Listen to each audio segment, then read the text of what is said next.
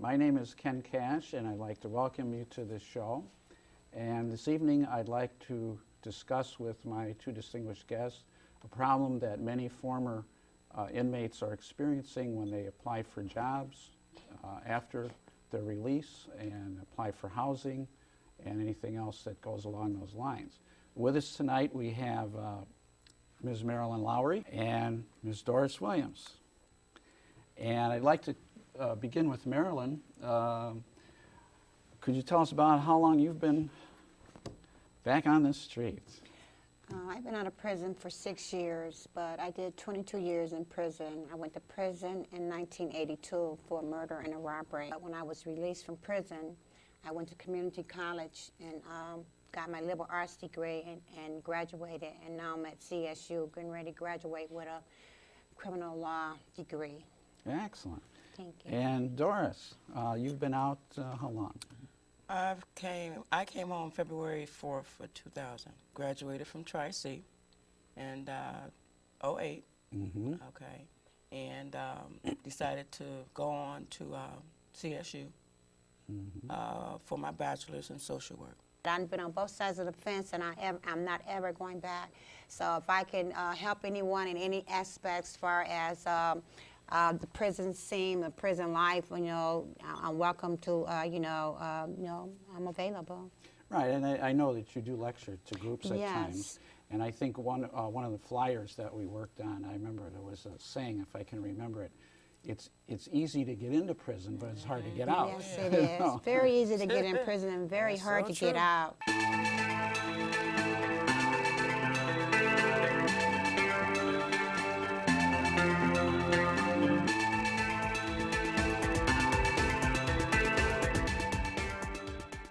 Good evening.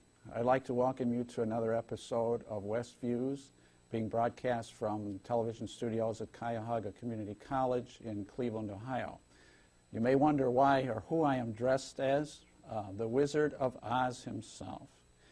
This evening I would like to discuss the most seen film of all times, The Wizard of Oz. Bill, you're playing whom tonight? I'm playing the Tin Man, Okay. and he was portrayed by Jack Haley, who was 39 at the time. Okay. And he was under contract by 20th Century Fox. And what movie studio actually produced The Wizard of Oz? MGM. Right, Yeah. yeah. And like you say, he was under contract with another studio. So, Mm-hmm. first of all, I was going to ask a little bit about a few of the other actors and actresses who played in that film. Maybe we could start with Margaret Hamilton, if you could tell where she was from, really. Margaret Hamilton was from Ohio. Cleveland, actually. Cleveland, Ohio. She was a Clevelander. Right. Probably the most uncomfortable costume of all was Burt Lahr, played the lion. Can you tell us a little bit about that? Well, they actually used lion pelts sewn together, and it's guesstimated between 50 to 90 pounds Right. was how heavy. And from what we had discovered, the poor thing, when there were breaks, they would peel him out of this and dry him and then put him back into it. I mean, you talk, and especially what's something when you think about the movie, how he moved and how he jumped and acted truly like the animal, and yet he had all this extra weight Right. to contend with and heat and everything. And then too, back then, since Technicolor was just invented, the lights were so extremely hot. They had to have them so bright to give the effect they wanted with the Right, yeah. Yeah. Yeah, he said it was like wearing a mattress.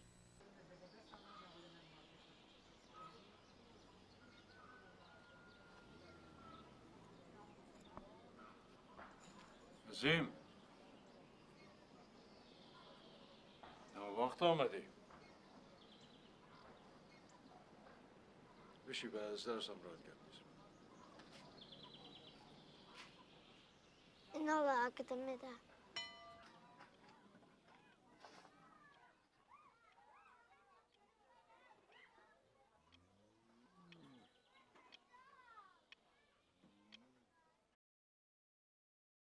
Good evening and welcome to another episode of WestViews, broadcasting live from Tri-C West Television Studio in Cleveland, Ohio. You just seen a clip from a film titled Heel that was screened at 34 Cleveland International Film Festival that picked up 2 awards. With me tonight, I have a great privilege to introduce writer, director, and filmmaker from Pakistan, Mia Adnan Ahmad. Welcome to Cleveland. Thank you. It's good to be here. How do you feel here? It's very different than Pakistan. No, I mean it's in terms of the city and everything, it's pretty similar. But where I am in Islamabad, it's not as cold as it is here. How did you go about production design? Besides amazing cinematography, production design is something that's very, very unusual because the film actually was shot in Southern California, and everything that takes place in the story is Afghanistan/Pakistan. How did you go about production design? Because I assume you had some problems because shooting this story in Southern California is not something that's done on a daily basis. Yeah, I mean, it was a challenge. It was when we started. I mean, we knew that it was an ambitious project, and we were lucky to have a really talented production designer, Project Agag. From India? From India. So she also had a little bit of awareness about the way the culture is. Exactly. And the setting and everything. So I was lucky to have someone from India in the school at the time. And so she was the production designer, and she went all out, like all the key creative people in the team. And I worked as closely as I could with her to make sure that I could transfer whatever knowledge I had. And we also got a lot of support from the local Afghan-Pakistan communities.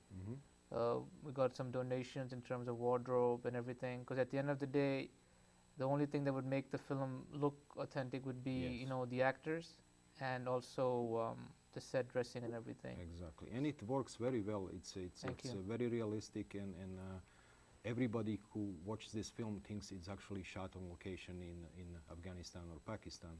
So it proves that production design worked very well. I would like also to point out an international aspect of this production, because I believe about 50 or 60% of your crew members are foreign students and people from around the world, especially your key creative crew. You had an amazing cinematographer from Spain. His name is Dani Sanchez Lopez, and he actually worked with you on a couple other projects. Yeah. And Project Agag from India, production designer, great editor from Japan, Yukako Shimada. Your producer was Markus Metsala from Finland, and numerous other key creative people. Music was done by a Finnish composer, I believe. Yeah, Thomas Kantelinen. Yes, and plus your cast is primarily people and actors who live in California, but they all have backgrounds from different countries in Asia. How did you go about casting this project?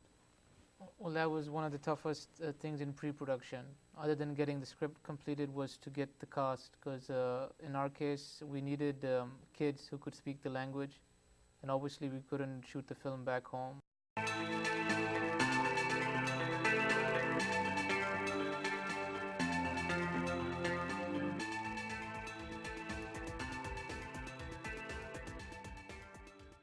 Hello, I'm your host, Adam Smalley, and tonight we're going to be talking about ALS. ALS, also known as Lou Gehrig's disease, attacks the entire body.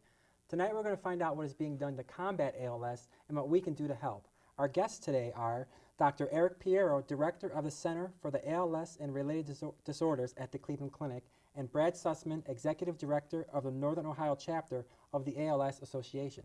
Thank you both for being with us today. Glad to be here. Doctor, first things first, let's start at the very beginning. What does the acronym ALS stand for, and what is ALS? Well, ALS stands for amyotrophic lateral sclerosis, and the name really describes what happens. Amyotrophy is wasting away of the muscle, and lateral sclerosis is related to the degeneration that occurs of the tracts that relay movement messages from the brain and spinal cord to the muscle. What is the ALS Association, and how does it help patients and families cope with a newly diagnosed patient?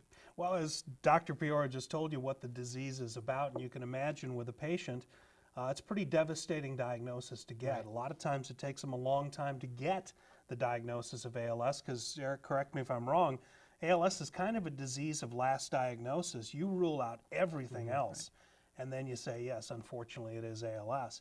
By that time, a lot of times the patients have progressed a little bit.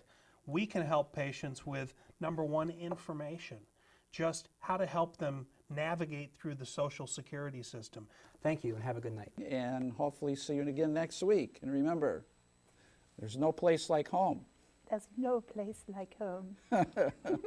Thank you and good night. Thank you for watching another episode of WestViews, and see you next time.